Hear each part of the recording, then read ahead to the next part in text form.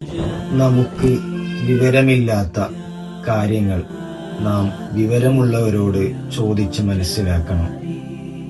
നമ്മിൽപ്പെട്ട ചിലർക്ക് നിസ്കാരങ്ങളിൽ നിർബന്ധമായ ഫാത്തിഹ പോലും അറിയാത്തവരാണ്. അതുപോലെ തന്നെ നിർബന്ധമായ ചില കാര്യങ്ങൾ നാം അറിയാത്തവരായി പോകുന്നു. പക്ഷേ നമ്മിൽ പലർക്കും അറിവുള്ളവരോട് ചോദിച്ചു പഠിക്കാൻ മടിയാണ്. എന്നാൽ നാം അങ്ങനെയാകാൻ പാടില്ല.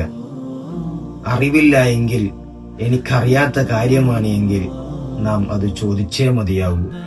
മുത്തുനബി സ്വല്ലല്ലാഹു അലൈഹി വസല്ലമ തങ്ങൾ പഠിപ്പിക്കുന്നു, ഹുസ്നുസ് സുആലി നിസ്ഫുൽ ഇൽമി.